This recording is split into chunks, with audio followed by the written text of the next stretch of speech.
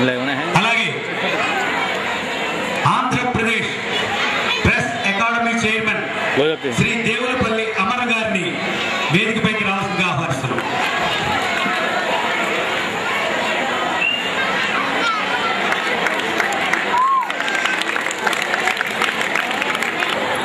అసంఘటిత నిర్మాణ రంగ corporation chairman Shri S Gopal గారు,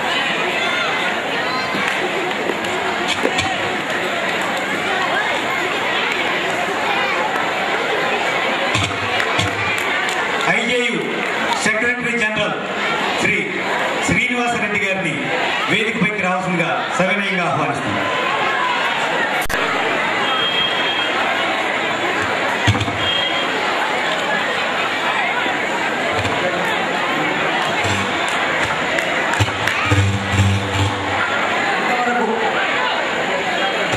ఇంతవరకు మనందరినీ మనస్ఫూర్తులు చేసినటువంటి ప్రముఖ మానసిక తత్వవేత్త శ్రీ డివి పట్టాభిరామ్ గారిని వేదికపైకి రావాల్సిందిగా ఆహ్వానిస్తున్నాం. డివి పట్టాభిరామ్ గారు.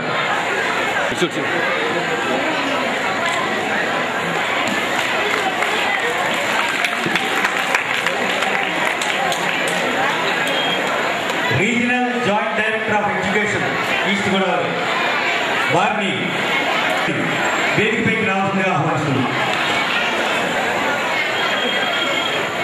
శాఖాధికారి శ్రీ శ్రీపాద సత్యనారాయణ గారిని వేదికపైకి రావాల్సిందిగా ఆహ్వానిస్తున్నాం.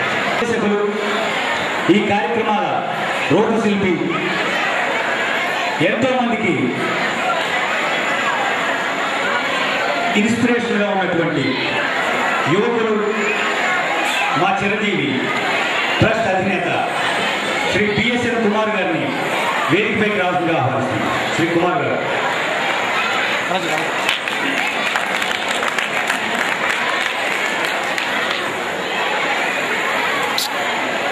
వారు రిమోట్గా హైదరాబాద్ నుంచి ఆదేశిస్తే ఇక్కడ కార్యక్రమాలని విజయవంతంగా నిర్వహించడానికి తన వంతు సహకారాన్ని అందిస్తూ, తన శక్తిని, సమయాన్ని, కాలాన్ని వెచ్చిస్తూ ఈ కార్యక్రమాలు విజయవంతం కావడానికి ఎంతో కృషి చేస్తూ అందరి మన్ననలు చూరగొంటున్నటువంటి యువ పారిశ్రామికవేత్త, జిల్లా కాంగ్రెస్ ఎగ్జిక్యూటివ్ మెంబర్ శ్రీ సత్తి శ్రీనివాసరెడ్డి గారిని వేదికపైకి రావాల్సిందిగా ఆహ్వానిస్తుంది.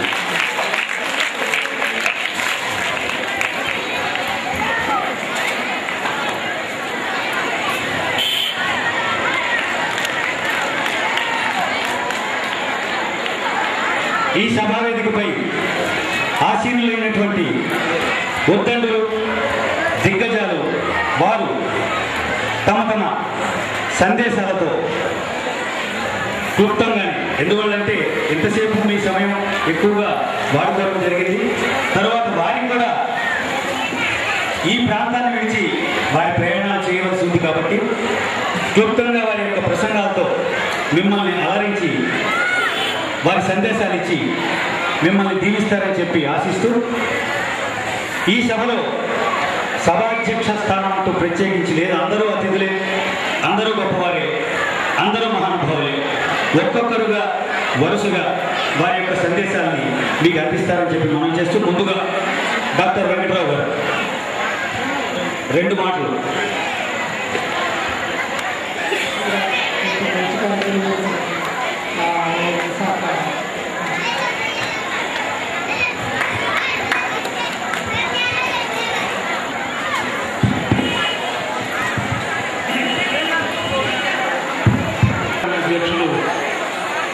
శ్రీ దేవులపల్లి గారు ఇప్పటిదాకా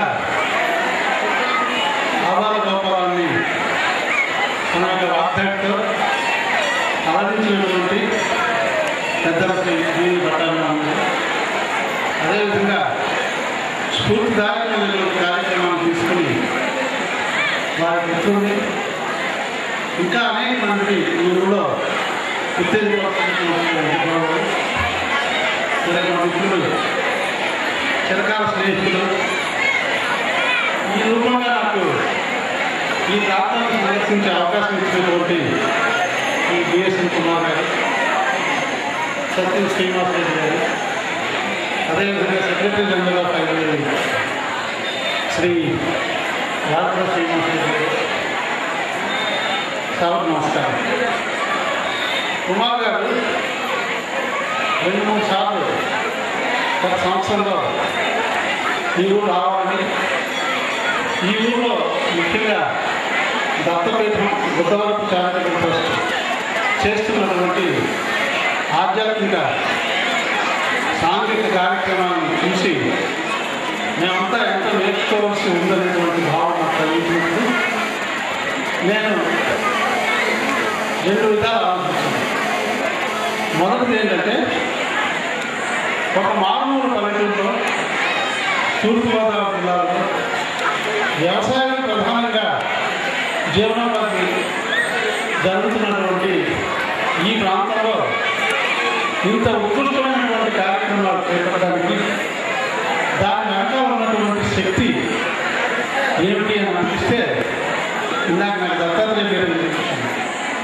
వారి దయతో, దత్తాత్రేయ దయతో ఇంత విశిష్టమైనటువంటి ఇంత మంచి కార్యక్రమాలు పిల్లల్ని సన్మార్గంగా పెట్టడానికి పట్టాభిరామరావు గారు ఇచ్చినటువంటి ఇందాక ఉపన్యాసం చూసినట్లయితే విన్నట్లయితే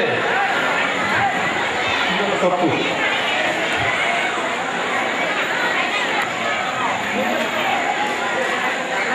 పట్టాభిరామరావు గారు ఇందాక చెప్తారు, టెలిఫోన్ వాడకండి, ఎప్పుడెప్పుడు వాడకండి, ఎందుకు వాడకండి అని. సరే, అదృష్టవశాత్తు మీ ముందు వారికి క్షమాపణ చెప్పే అవకాశం కలిగింది. నన్ను ఆహ్వానించిన కుమార్ గారు ముఖ్యంగా ఒకే ఒక సబ్జెక్ట్ మీద మీరు చిన్నపిల్లలకి మాట్లాడాల్సి ఉంటుంది. ముఖ్యంగా 9-10వ తరగతి విద్యార్థులకి కాంపిటీషన్స్ పెట్టి ఆ కాంపిటీషన్లో ప్రైజ్ ఇస్తున్నాం. ఆ ప్రైజ్ డిస్ట్రిబ్యూషన్ సెరమనీలో పండిట్ జవహర్లాల్ నెహ్రూ గారి గురించి మాట్లాడమని చెప్పారు. చెప్పినప్పుడు నేను కొంచెం భయపడ్డాను. కారణం ఏంటంటే, 9-10 తరగతిలో చదువుతున్నటువంటి చిన్నపిల్లలకి మైండ్ ఫార్మేటివ్ స్టేజ్లో ఉంటుంది. ఓపెన్గా వారు ప్రపంచాన్ని చూస్తూ ప్రపంచ జ్ఞానాన్ని అందుకునేటువంటి స్థాయిలో ఉన్నటువంటి వాళ్ళకి భారతదేశానికి తొలి ప్రధానమంత్రిగా ప్రపంచవ్యాప్తంగా ఖ్యాతిని ఆర్జించి దేశాన్ని ప్రజాస్వామ్య పునాదుల మీద నిల్చోబెట్టి రాజ్యాంగ పనుల్లో రచించి చాచా నెహ్రూ అని అందరి చేత అనిపించుకున్నటువంటి పండిట్ నెహ్రూ గురించి ఇంత చిన్న తరగతుల్లో జరుగుతున్నటువంటి విద్యార్థులకు చెప్పడం అంటే అది ఒక రకంగా సాహసమైనటువంటి కార్యక్రమం నాకు అనిపించింది. అయితే అది అవసరమైనటువంటి కార్యక్రమం కూడా. ఎందుకు అవసరం అంటే, సుమారు ఆయన పరిపాలన చేస్తున్నప్పటికీ 60-70 కోట్లు ఉంటే ఇవాళ 110 కోట్ల ప్రజానీకం భారతదేశంలో ఉన్నారు. 110 కోట్ల ప్రజానీకం ఈ దేశ సరిహద్దుల్లో అనేక మంది శత్రువులతో కాపురం చేస్తూ ఒక స్థూలమైన నికరమైనటువంటి ఆదాయం లేనటువంటి ప్రజానీకానికి ప్రజాస్వామ్యం అనేటువంటి ఒక విలువైనటువంటి ఒక పరిపాలనని సామ్యవాదం అనేటువంటి సిద్ధాంతంతో మీ ముందు పెట్టి దానిని ఒక పరిశోధన కింద, ఎక్స్పెరిమెంటల్ బేసిస్ కింద క్రియేట్ చేసి తన యొక్క దృష్టితో అంటే విధంతో ఈ ప్రపంచంలో ఖ్యాతి ఉన్నటువంటి పండిట్ జవహర్లాల్ నెహ్రూ మనందరికీ స్ఫూర్తిదాయకం నిలిపేది. దేశాన్ని ఏ రూపంలో మనం తయారు చేసుకున్నాం, రిపబ్లిక్ డెమోక్రటిక్గా అంటే ప్రజాస్వామ్య పరంగా ఏ విధంగా చేయాలి అనుకున్నప్పుడు దీనికి ఒక రాజ్యాంగం అవసరం.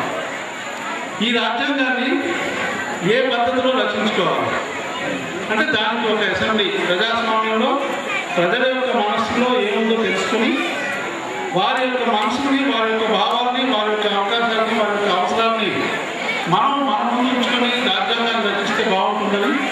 కాన్స్టిట్యూంట్ అసెంబ్లీ రాజ్యాంగ పరిషత్తుని దేశవ్యాప్తంగా ఎన్నుకున్నారు. రాజ్యాంగ పరిషత్తులో అందరూ కూడా ఎన్నుకున్న సభ్యులే, ఎవరు కూడా నామినేటెడ్ సభ్యులు కాదు. ఈ ఎన్నుకున్న సభ్యులందరూ కూడా ఆయా ప్రదేశాల నుంచి వాళ్ళ భావాలని రాజ్యాంగ పరిషత్తులో ప్రవేశపెట్టి ఈ దేశం యొక్క స్వరూపం ఎలా ఉండాలి, ఈ దేశం యొక్క పరిపాలన ఏ విధంగా నడవాలి, ప్రజాస్వామ్యంలో ముఖ్యమైనటువంటి విలువలు ఏమిటి అన్నటువంటి వాటిని చర్చిస్తున్నప్పుడు ఈ దేశానికి తెలుగు ప్రధానిగా పండిట్ జవహర్లాల్ నెహ్రూ గారు ఆయన ప్రధానిగా ఉండడమే కాకుండా రాజ్యాంగ పరిషత్తులో తన యొక్క విలువైనటువంటి సందేశాన్ని ఇచ్చి ఈ రాజ్యాంగాన్ని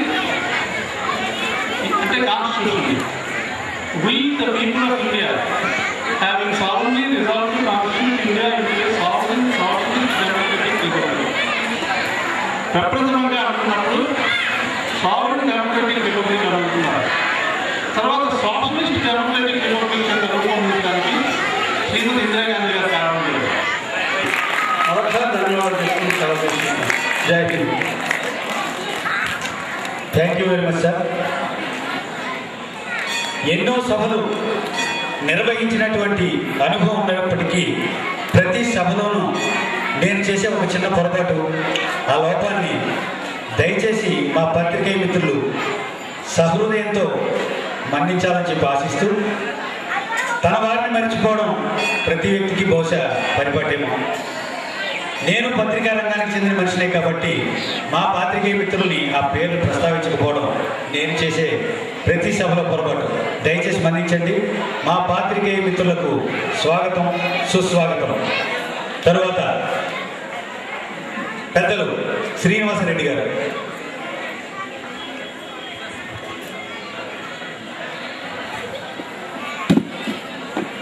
పెద్దలందరికీ నమస్కారం. నిజానికి నేను ఇక్కడికి రావడం ఆకస్మికంగా జరిగింది. మిత్రుడు కుమార్ గారు రాజమండ్రిలో ఉండగా ఫోన్ చేశారు. కార్యక్రమం రావాల్సిన అమర్ గారితో పాటు నేను ఉన్నాను కాబట్టి ఇక్కడికి రావడం, ఇంత పెద్ద సభని చూడటం, పట్టాభిరామ్ గారి ఉపన్యాసాన్ని వినటం చాలా సంతోషంగా ఉంది. కుమార్ కార్యశీలి నేను వింటుంటాను అప్పుడప్పుడు. ఆయన చేపట్టే కార్యక్రమాల గురించి, సాగిస్తున్నటువంటి చారిటీ చర్యల గురించి ఆశ్చర్యం వేస్తుంది.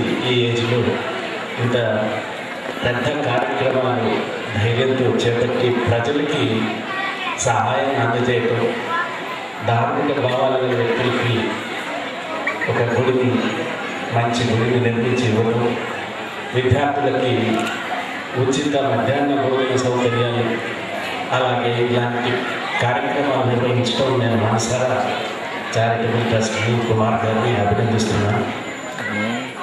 గోపాల్ గారు చెప్పినట్లు విద్యార్థులకు ఇచ్చినటువంటి టాపిక్ నెహ్రూ గురించి. నెహ్రూ ఈజ్ ఏ విజనరీ, పెద్ద దూరదృష్టి గల వ్యక్తి, ఒక స్టేట్స్మెన్. ఇవాళకి మన ఈ ప్రజాస్వామ్య వ్యవస్థ ఇంతగా మనగలగటానికి ఆనాడు అలాంటి మహానుభావులు వేసినటువంటి బీజాలే ఆశ్చర్యం వేస్తుంది. పక్క ఉన్నటువంటి ప్రపంచ దేశాలకు ఇంత పెద్ద దేశం, 100 కోట్ల జనాభా, ఇక్కడ జరుగుతున్న పరిణామాలు, ప్రజాస్వామ్య రీతిలో పరిపాలన తీరు అందరికీ ఆశ్చర్యం ఇస్తుంది. ఎన్నికలు జరిగితే 100 కోట్ల జనాభా ఉన్న మీ దేశంలో అధికార బదలాయింపు అంత శాంతియుతంగా ఎలా జరుగుతుంది అని చాలామంది విదేశస్తులు ప్రశ్నిస్తుంటారు. అంటే మన ప్రజాస్వామ్యం వేళ్ళూనటానికి ఆనాడు మొదటి ప్రధానమంత్రిగా వచ్చినటువంటి నెహ్రూ అనుసరించిన రీతి ఇప్పటికీ కొనసాగుతుంది. మనకు పంచవర్ష ప్రణాళికలు చెప్పారు ఇప్పుడు గోపాల్ గారు. ప్రజలందరికీ సమానులే, చట్టం ముందు రాజ్యాంగం ముందు అందరూ సమానులే. సమానమైన న్యాయం, సమానమైన సంపద, సమాన అవసరాలను తీర్చడానికి, కనీస అవసరాలను తీర్చడానికి అనుసరించాల్సినటువంటి పద్ధతులు ఈ దేశ భవిష్యత్తు ఆధారపడి ఉంటున్నాయి. అత్యధిక జనం మనోభావాలను గుర్తుపెట్టుకొని కొనసాగితేనే వారికి ఇవన్నీ అందజేస్తేనే తప్ప ఈ ప్రజాస్వామ్యం పరిణమిలదని చెప్పి విశ్వసించినటువంటి నెహ్రూ అనుసరించినటువంటి విధానాలే ఈ వాటికి మనకు అవసరమైన. భవిష్యత్తులో కూడా ఇవే మార్గదర్శకాలు. రానున్న తరాలకి ఈ ప్రజాస్వామ్య వ్యవస్థ మనుగడకు వేలుకోవడానికి కారకులైన వారందరినీ మనకు వచ్చే న్యూ జనరేషన్కి చెప్పాల్సిన కర్తవ్యం మన మీద ఉందని చెప్పి భావిస్తూ ఈ అవకాశం ఇచ్చిన మీ అందరికీ, పెద్దలందరికీ నమస్కారం తెలియజేసుకుంటున్నాను.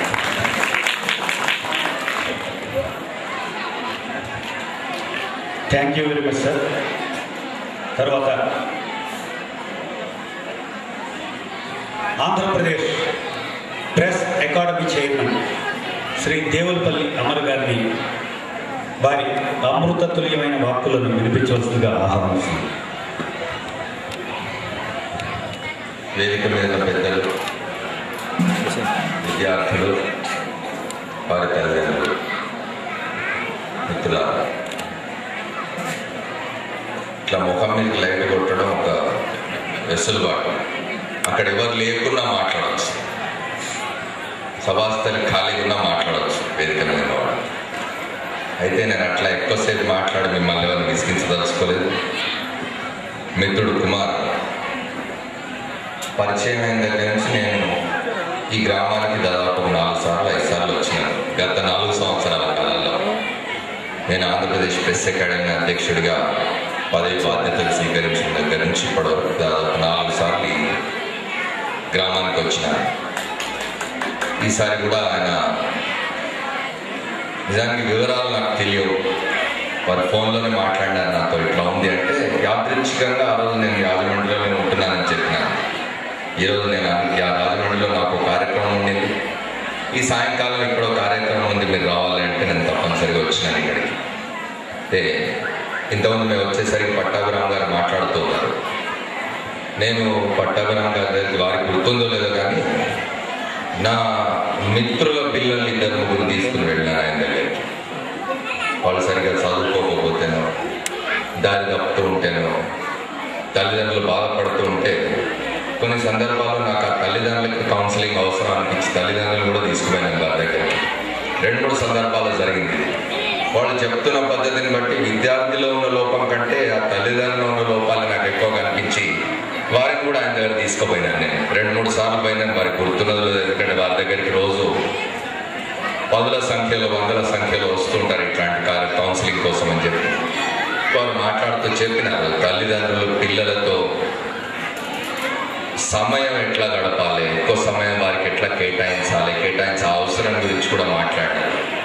కుమార్ గారు నాతో మాట్లాడినప్పుడు నెహ్రూ జయంతి సందర్భంగా ఇక్కడ కండక్ట్ చేసిన ఒక ప్రోగ్రాం సంబంధించిన బహుమతుల ప్రధానోత్సవానికి రావాలని చెప్పినారు. కాబట్టి నేను